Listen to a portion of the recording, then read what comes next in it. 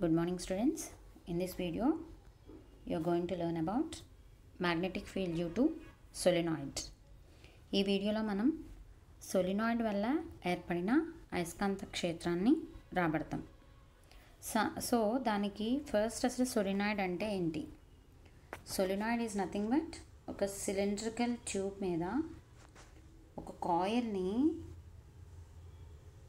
అతి దగ్గరగా చూడితే ఆ అరేంజ్మెంట్ని సోలినాయిడ్ అంటాం. ఒక స్తూపాకార చట్రం మీద ఒక తీగ చుట్టని అతి దగ్గరగా చూడితే ఆ అరేంజ్మెంట్ని సోలినాయిడ్ అంటున్నాం. సో అలాంటి సోలినాయిడ్ వల్ల డెవలప్ అయిన మ్యాగ్నెటిక్ ఫీల్డ్ మనం కనుక్కోవాలి. సో దానికి ఏం చేస్తున్నాము, ఎల్ లెంత్ ఉన్న ఒక సోలినాయిడ్ తీసుకున్నాం. దాని యొక్క రేడియస్ ఏ అనుకుంటున్నాం, దాంట్లో ఐ కరెంట్ ఫ్లో అవుతుంది అనుకుంటున్నాం. దీనికి ఉన్న టోటల్ నెంబర్ ఆఫ్ టర్న్స్ ఎన్ అనుకుంటున్నాం. 1 మీటర్కి ఎన్ని టర్న్స్ ఉన్నాయంటే స్మాల్ ఎన్ అనుకుంటున్నాం. ఆ స్మాల్ ఎన్ వాల్యూ ఎంత అంటే total number of turns by length of the solenoid. So ఏం చేసాము, ఒక సోలినాయిడ్ తీసుకున్నాం. ఎలాంటి సోలినాయిడ్? ఎల్ లెంత్ ఉన్న ఒక సోలినాయిడ్ తీసుకున్నాం. దాంట్లో ఐ కరెంట్ ఫ్లో అవుతుంది అనుకుంటున్నాం. దాని యొక్క రేడియస్ ఏ అనుకుంటున్నాం. దాంట్లో ఉన్న టోటల్ నెంబర్ ఆఫ్ టర్న్స్ ఎన్ అనుకుంటున్నాం. 1 మీటర్కి ఎన్ని నెంబర్ ఆఫ్ టర్న్స్ ఉన్నాయి అంటే స్మాల్ ఎన్ అనుకుంటున్నాం.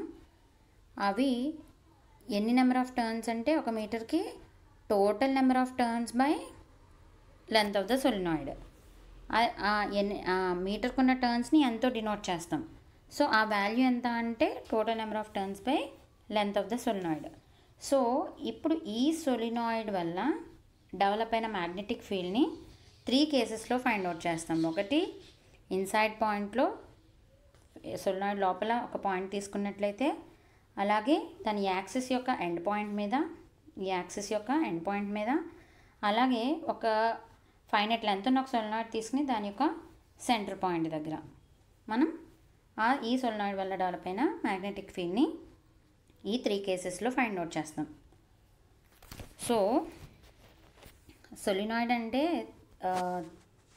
తెలుగులో ఏమనుకున్నాము, ఒక స్తూపాకార చట్రం మీద ఒక తీగ చుట్టని అతి దగ్గరగా చుట్టినట్లయితే దీన్ని మనం సోలినాయిడ్ అంటున్నాం. ఈ సోలినాయిడ్ వల్ల డెవలప్ అయిన ఏర్పడిన అయస్కాంత క్షేత్రాన్ని కనుక్కోవడం కోసం మనం ఏం చేస్తున్నాము అంటే ఎల్ పొడవున్న ఒక సోలినాయిడ్ తీసుకుంటున్నాం. దాంట్లో ఐ విద్యుత్ ప్రవహిస్తుంది. దాని యొక్క వ్యాసార్థం ఏ అనుకుంటున్నాము. దాంట్లో ఉన్న చుట్ల సంఖ్య క్యాపిటల్ ఎన్ అనుకుంటున్నాము. 1 మీటర్కి ఎన్ని చుట్లు ఉంటాయి అంటే దాన్ని స్మాల్ ఎన్తో సూచిస్తున్నాం. స్మాల్ ఎన్ విలువ ఎంత అంటే దానికి ఉన్న మొత్తం చుట్ల సంఖ్య బై మనం తీసుకున్న సోలినాయిడ్ యొక్క పొడవు.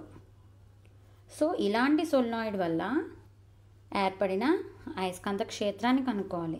దానికి ఎన్ని విధాలుగా కనుక్కుంటాం అంటే, ఒకటి, ఒకవేళ ఆ బిందువు కనుక ఈ సోలినాయిడ్ లోపల కనుక ఉంటే కనుక ఆ బిందువు వద్ద ఈ సోలినాయిడ్ వల్ల ఆ బిందువు దగ్గర ఏర్పడిన అయస్కాంత క్షేత్రాన్ని కనుక్కుంటాం.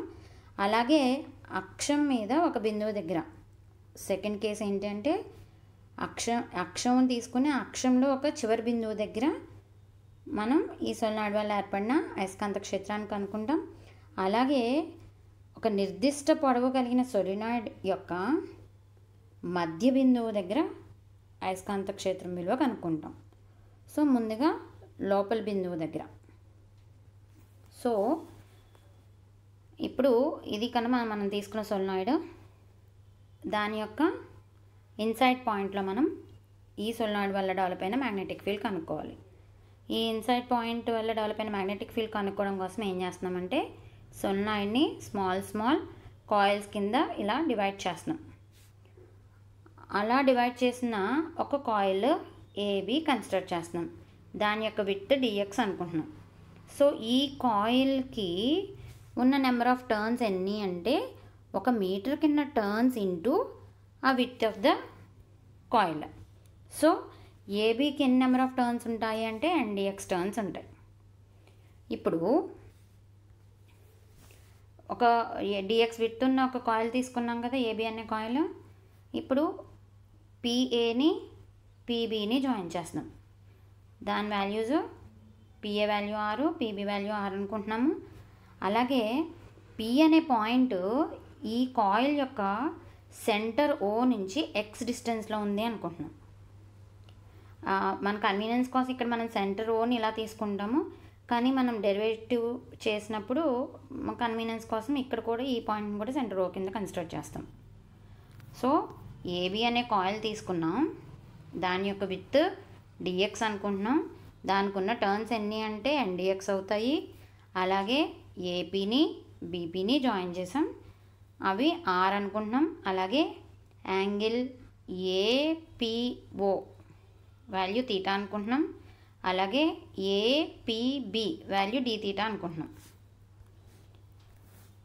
ఏపీఓ వాల్యూ తీటా అనుకుంటున్నాం. అలాగే ఏపీబీ ఈ వాల్యూని డి తీటా అనుకుంటున్నాం. ఇది డి తీటా, ఇది తీటా. అలాగే ఇక్కడ ఒక పర్పెండిక్యులర్ ఏసీ కన్సిడర్ చేస్తున్నాం. సో ఇది ఒక సెక్టార్కి అవుతుంది కదా. సెక్టార్ నుంచి ఈ వాల్యూ ఏసీ వాల్యూ ఎంత అవుతుంది అంటే ఇక్కడున్న డిస్టెన్స్ ఇంటూ ఇక్కడున్న యాంగిల్, సో అది ఆర్ డి తీటా అవుతుంది. సో ఇప్పుడు ఏం చేసాము, ఈ సొలినాయిడ్ లోపల పాయింట్ దగ్గర క్యాలిక్యులేట్ చేయడం కోసం దాన్ని నెంబర్ ఆఫ్ కాయిల్స్ కింద డివైడ్ చేసాము. అలాంటి ఒక కాయిల్ ఏబీ తీసుకున్నాము, దాని విత్ డిఎక్స్ అనుకుంటున్నాము, దానికి ఉన్న టర్న్స్ ఎన్డిఎక్స్ అనుకున్నాము. ఆ పాయింట్ పి అనేది ఈ కాయిల్ యొక్క సెంటర్ నుంచి ఎక్స్ డిస్టెన్స్లో ఉంది అనుకుంటున్నాము. అలాగే ఏపీని బీపీని జాయిన్ చేసాము, యాంగిల్ ఏపీఓని ఏమో తీటా అనుకుంటున్నాము, యాంగిల్ ఏపీబీనేమో డి తీటా అనుకుంటున్నాము. అలాగే ఒక పర్పెండిక్యులర్ ఏసీ తీసుకున్నాము, ఈ AC value R D theta అనుకున్నాం. సో దాని యొక్క ఎన్లార్జ్డ్ వ్యూ ఇది. ఇప్పుడు మనం తీసుకున్న ఇదంతా ఎన్లార్జ్డ్ వ్యూ ఇది అవుతుంది. సో ఇప్పుడు ఈ కాయిల్ వల్ల పి దగ్గర డెవలప్ అయిన మ్యాగ్నెటిక్ ఫీల్డ్ వాల్యూ ఇంత ఉంటుంది. ఇది మనకి ఎక్కడి నుంచి వచ్చింది, సర్క్యులర్ కాయిల్ వల్ల, ప్రీవియస్ వీడియోలో మనం చెప్పుకున్న సర్క్యులర్ కాయిల్ వల్ల డెవలప్ అయిన మ్యాగ్నెటిక్ ఫీల్డ్ వాల్యూ. సో ఈ వాల్యూలో ఎన్ అనేది నెంబర్ ఆఫ్ టర్న్స్ అనుకున్నాం కదా, కానీ ఇక్కడ మనం ఈ సొలినాయిడ్లో అంత భాగం కాయిల్ అవ్వదుగా, ఎలా డిఫరెంట్ నెంబర్ ఆఫ్ కాయిల్స్ ఉంటే అలాంటి ఒక కాయిల్ తీసుకుంటున్నాం ఏబీ కదా. సో ఆ ఏబీ కాయిల్ యొక్క total number of turns N అనుకున్నాం, ఎన్ అనుకున్నాం, ఎన్డిఎక్స్ అయినాయి. సో ఎన్ ప్లేస్లో ఎన్డిఎక్స్ సబ్స్టిట్యూట్ చేసాం. So mu naught N DX I A square by 2 A square X square 3/2 అయింది. ఇప్పుడు ఈ ట్రయాంగిల్ ఏబిసి కన్సిడర్ చేసుకోండి. దీని నుంచి సైన్ తీటా ఏమవుతుంది, ఆపోజిట్ సైడ్ బై హైపోటెన్యూస్. అంటే ఈ మొత్తం ఏబి యొక్క విత్ డిఎక్స్ అయింది కాబట్టి సైన్ తీటా ఏమవుతుంది, ఆపోజిట్ సైడ్ అంటే ఇది, అది ఎంత value R D theta, R D theta by దీని విత్ ఎంత, ఇది హైపోటెన్యూస్ అవుతుంది కదా, అది డిఎక్స్. సో దీని నుంచి డిఎక్స్ ఏమవుతుంది, R D theta by sine theta అయింది. అలాగే ఇప్పుడు ట్రయాంగిల్ ఏపీఓ ఇది కన్సిడర్ చేస్తున్నాం. దీని నుంచి మళ్ళీ సైన్ తీటా ఏమవుతుంది, opposite side A by hypotenuse R. మళ్ళీ ఇక్కడ ఏని ఎలా రాయొచ్చు,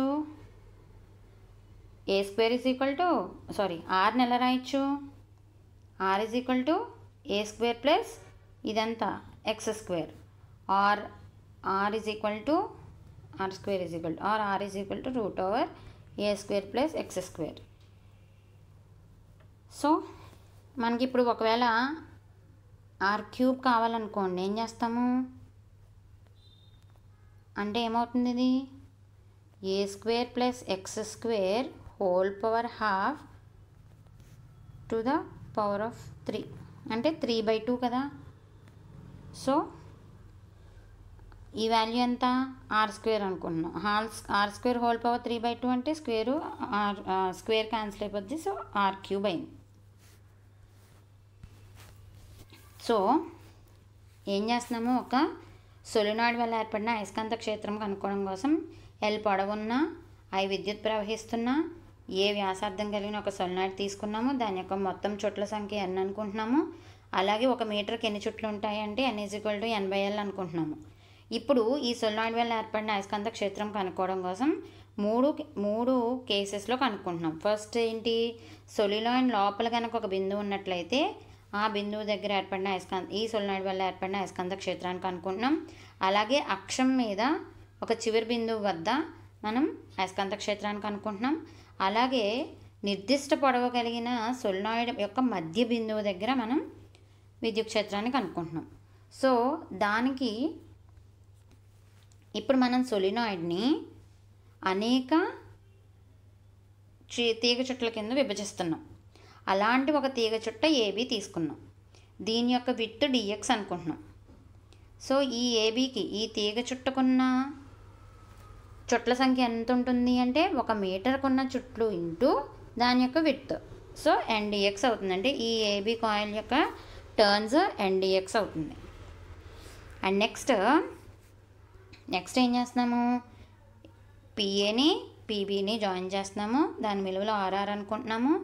అలాగే ఏపీఓ తీటా కోణం అనుకుంటున్నాము. ఏపీబీ ఒక కోణం డి తీటా అనుకుంటున్నాము. అలాగే ఒక పర్పెండిక్యులర్ లంబరేఖ తీసుకుంటున్నాము, ఏసీ అనుకుంటున్నాము. అంటే ఈ ఏపీసీ ఒక సెక్టార్ కింద ఉంటుంది కాబట్టి ఈ ఏసీ విలువ ఎంత ఉంటుంది అంటే దాని యొక్క వ్యాసార్థము ఆర్ దాని యొక్క దూరం ఇంటూ దాని యొక్క కోణం ఆర్డి తీటా అవుతుంది. సో ఇప్పుడు అది ఈ విధంగా ఉంటుంది. పెద్దగా తీసుకున్నట్లయితే ఆ ఫిగర్ ఇలా ఉంటుంది. అంటే ఇప్పుడు ఈ తీగ చుట్ట వల్ల ఏర్పడిన అయస్కాంత క్షేత్రం పి బిందువు దగ్గర ఎంత ఉంటుంది అంటే, మనం ఇంతకుముందు వీడియోలో ఒక వృత్తాకార తీగ చుట్ట వల్ల ఏర్పడిన అవివాహం కనుక్కున్నాం కదా, అది తీసుకుని అందులో ఎన్ అనేది ఏంటి, చుట్ల సంఖ్య.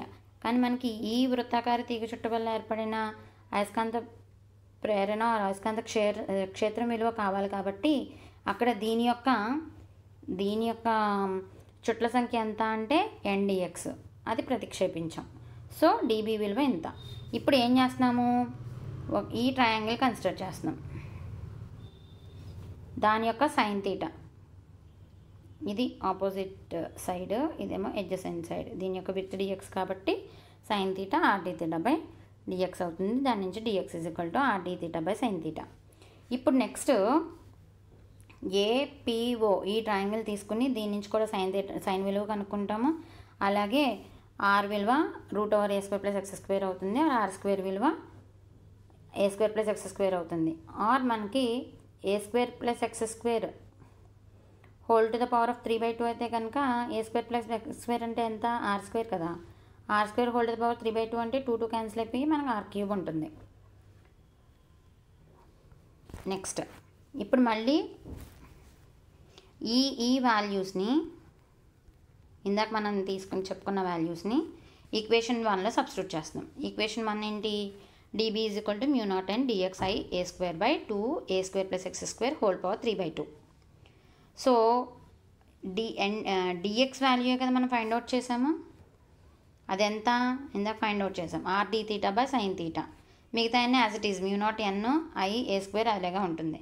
కింద 2 × a² + x² హోల్ పవర్ 3/2 అంటే 2 ఈ వాల్యూ ఎంత, r³ కదా, అది సబ్స్టిట్యూట్ చేసాం. ఇప్పుడు ఈ సైన్ తీటా వాల్యూని కిందకి తీసుకొస్తే కనుక μ0ni a² RD theta by 2 r³ sine theta అవుతుంది. ఇక్కడ r³ ఒకటి పోతే కనుక ఆ వాల్యూ ఎంత అవుతుంది, μ0ni d theta by 2 sine theta. పైన a² కిందనున్న r² ఏమవుతుంది, a/r హోల్ స్క్వేర్. కానీ a/r వాల్యూ అంటే ఎంత, మళ్ళీ సైన్ తీటా. సో అది సబ్స్టిట్యూట్ చేస్తే ఏమవుతుంది, ఈ ప్లేస్లో sin² తీటా వస్తుంది. సో ఈ sin² సైన్ తీటా క్యాన్సిల్ అయిపోతే మిగిలిన dB వాల్యూ ఎంత, μ0ni d theta sine theta by 2. ఇది ఈక్వేషన్ నెంబర్ 2. ఇప్పుడు మనకి ఈ వాల్యూ ఏంటి, సోలినాయిడ్ తీసుకున్నప్పుడు దాని నెంబర్ ఆఫ్ కాయిల్స్ కింద డివైడ్ చేసినప్పుడు ఒక కాయిల్ వల్ల డెవలప్ అయిన పీ దగ్గర డెవలప్ అయిన మ్యాగ్నెటిక్ ఫీల్డ్ వాల్యూ. ఇప్పుడు టోటల్ సోలినాయిడ్ అంతటి వల్ల డెవలప్ అయిన మ్యాగ్నెటిక్ ఫీల్డ్ కావాలి అంటే θ1 θ2 లిమిట్స్ మధ్యన ఇంటిగ్రేట్ చేస్తే వస్తుంది. మళ్ళీ θ1 θ2 అనేవి ఏంటి?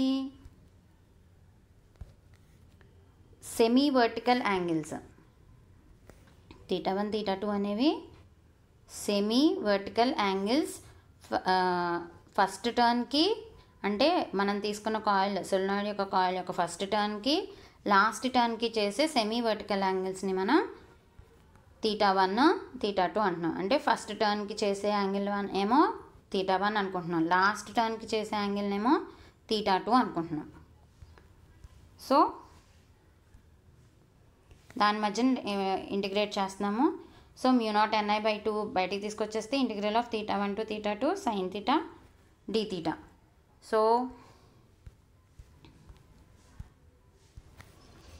So integral of sin θ integration ఏమవుతుంది? Minus cos θ between the limits θ1 and θ2. Limit substitute చేసాము. Minus cos θ2 plus cos θ1, or positive term ముందు రాసుకుంటే కనుక కాస్ θ1 మైనస్ కాస్ θ2.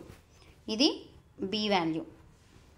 ఇప్పుడు ఇన్ కేస్ మనం తీసుకున్న సోలినాయిడ్ యొక్క ఇన్ఫైనైట్ లెంత్ ఉండి అది యాక్సిస్ పి అనే పాయింట్ యాక్సిస్ మీద ఉంటే కనుక ఆటోమేటిక్గా అప్పుడు θ1 వాల్యూ θ2 వాల్యూస్ ఏమవుతుంది అంటే θ1 వాల్యూ 0 అవుతుంది, θ2 వాల్యూ 180 degrees అవుతుంది. θ1 అంటే ఏమనుకున్నాము? ఫస్ట్ టర్న్కి చేసే సెమీ వర్టికల్ యాంగిల్ని θ1 అనుకున్నాం. θ2 అంటే ఏంటి? లాస్ట్ టర్న్కి చేసే సెమీ వర్టికల్ యాంగిల్ని θ2 అనుకున్నాం. సో ఇప్పుడు మనం ఏం చేస్తున్నాము? ఏదైనా యాక్సిస్ మీద ఇన్ఫైనైట్ లెంత్ ఉన్న ఒక సోలినాయిడ్ తీసుకున్నప్పుడు దాని యాక్సిస్ మీద పి అనే పాయింట్ ఉంటే కనుక అప్పుడు θ1 θ2 వాల్యూస్ ఎంత ఉంటాయంటే θ1 0 అవుతుంది, θ2 5 అవుతుంది. సో ఆ వాల్యూస్ని ఇందులో సబ్స్టిట్యూట్ చేస్తున్నాం. సో μ0ni/2 ఇంటూ కాస్ θ1 అంటే కాస్ 0, ఇది 0 మైనస్ కాస్ పై, దాని values cos 0 1, cos pi value -1. So minus minus plus అయ్యి 2 అవుతుంది, 2 క్యాన్సిల్ అయిపోతుంది, μ0ni అయింది. సో ఇది మనం తీసుకున్న సోలినాయిడ్ ఇన్సైడ్ పాయింట్ దగ్గర క్యాల్కులేట్ చేసిన magnetic induction value or magnetic field value. So ఇప్పుడు మనం ఏం చేస్తున్నాము అంటే సోలినాయిడ్ లోపల బిందువు దగ్గర తీసుకుని దాని యొక్క క్షేత్ర విలువ కనుక్కోవడం కోసం మనం ఏం చేసాము అంటే ఇక్కడ వరకు చెప్పుకున్నాం కదా, ఇది ఎందువల్ల వచ్చింది అంటే అనేక అల్పాంశాలుగా విభజించిన ఒక వృత్తాకార తీగ చుట్ట తీసుకుంటే కనుక తీగ చుట్టకి పి బిందువు దగ్గర ఏర్పడిన అయస్కాంత క్షేత్రం విలువ దాని యొక్క చుట్ల సంఖ్య NDX కాబట్టి అది ప్రతిక్షేపించుకుని మళ్ళీ దీని నుంచి ఈ ట్రయాంగిల్ కన్సిడర్ చేస్తే వాటి విలువలు ఈ 2 వచ్చిన తర్వాత వాటిని మనం తీసుకున్న దాంట్లో ప్రతిక్షేపించుకుని ఈ విలువ వస్తుంది.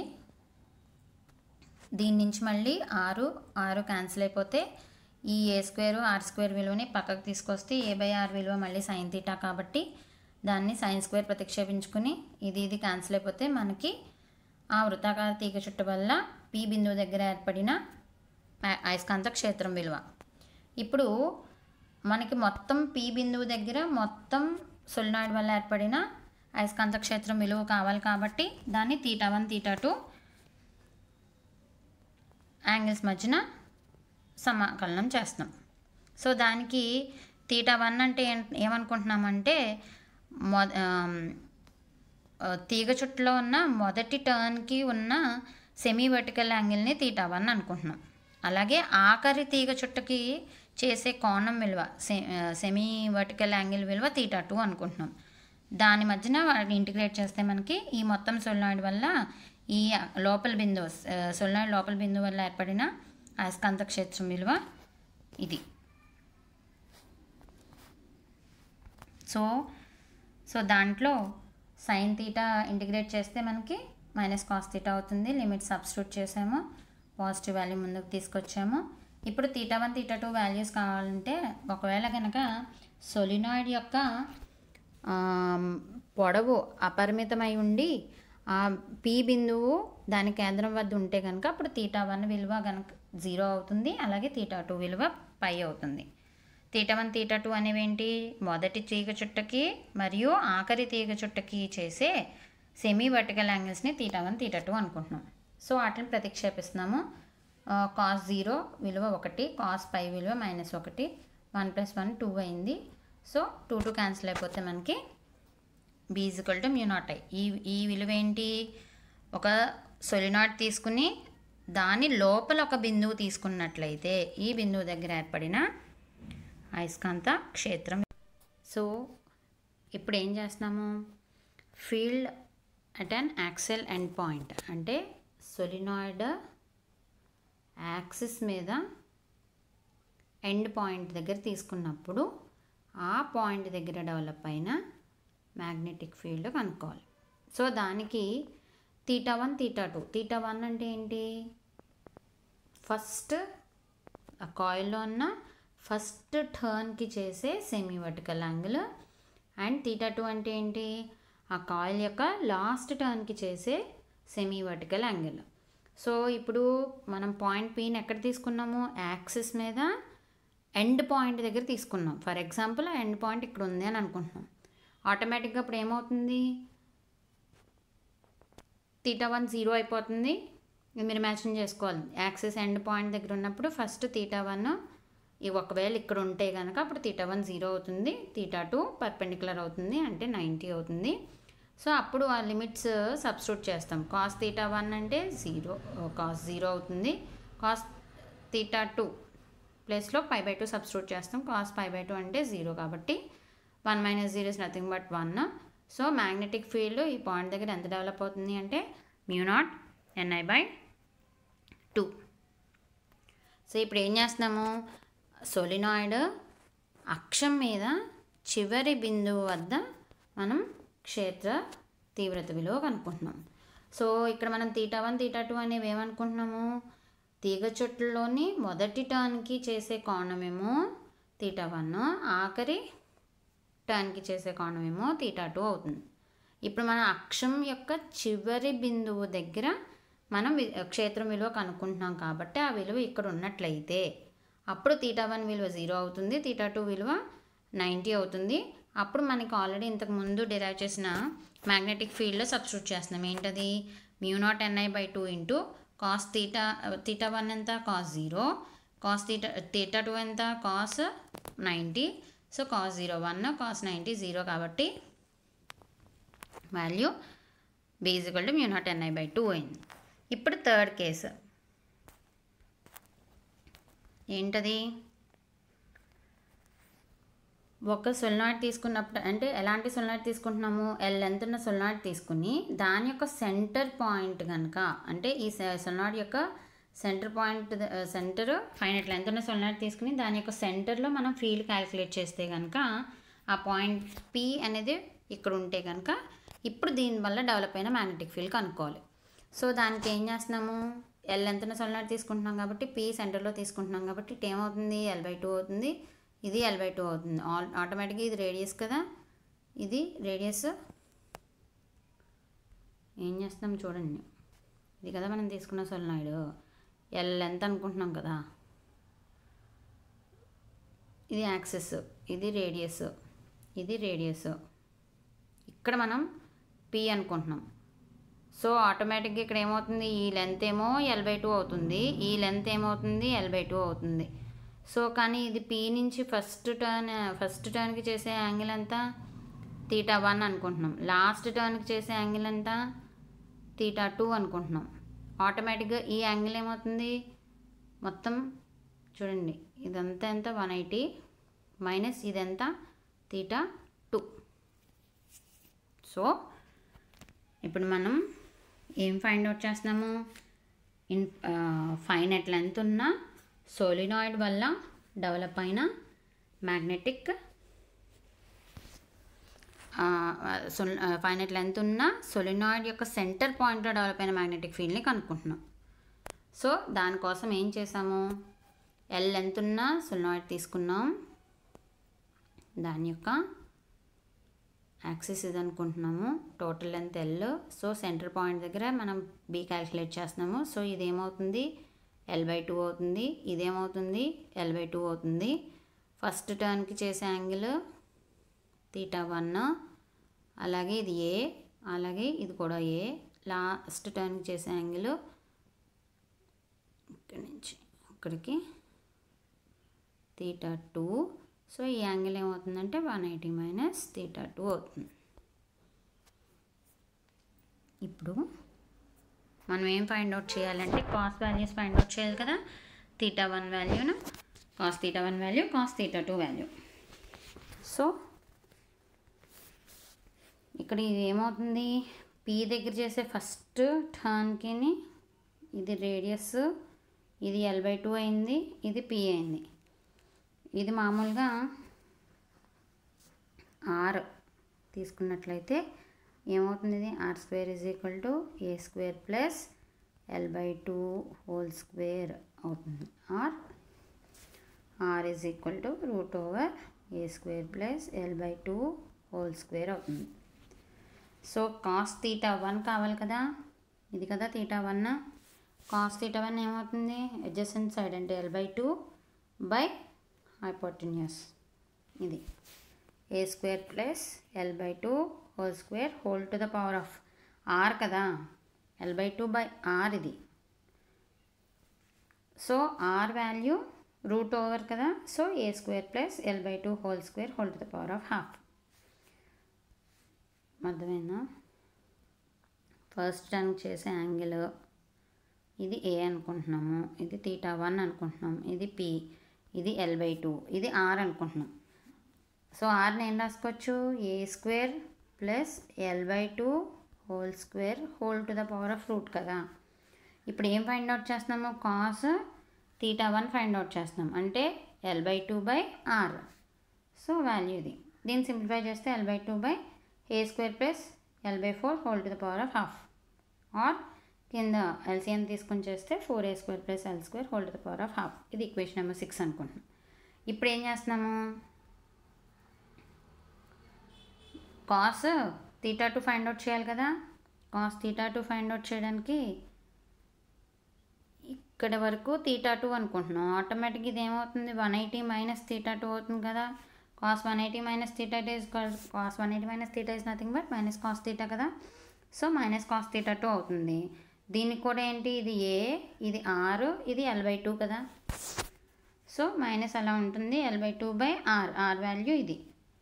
ఆర్ కింద ఎల్సిఎం తీసుకుని సింప్లిఫై చేస్తే మనకి cos θ2 value -L/4a² + L² whole to the power of ½. So మనం ఒక నిర్దిష్ట పొడవు కలిగిన సొలినాయిడ్ యొక్క మధ్య బిందువు దగ్గర మనం క్షేత్ర తీవ్రత కనుక్కుంటున్నాం కాబట్టి ఆ నిర్దిష్ట పొడవు L పొడవు కలిగిన సొలినాయిడ్ తీసుకుంటున్నాము. ఆ మధ్య బిందువు P తీసుకుంటున్నాము. సో ఇది L/2 అవుతుంది, ఇది L/2 అవుతుంది. మొదటి చుట్టకు చేసే కోణం θ1 అనుకుంటున్నాము, ఇది వ్యాసార్థం అనుకుంటున్నాము, ఇది వ్యాసార్థం అనుకుంటున్నాము, ఇది r అవుతుంది. సో ఆఖరి తీగ చుట్టకు చేసే కోణం θ2 అవుతుంది, ఇదేమో 180 మైనస్ θ2 అవుతుంది. దాని నుంచి కాస్ θ1 కాస్ θ2 ఫైండ్ అవుట్ చేసాం. కాస్ θ2 ఎందుకు 180 మైనస్ అంటే ఇక్కడ ఈ యాంగిల్, ఈ ట్రయాంగిల్లోకి వచ్చేటప్పటికి ఇక్కడ వరకు యాంగిల్ θ2 అయినప్పుడు ఈ మొత్తం 180 కాబట్టి 180 మైనస్ θ2 అయింది.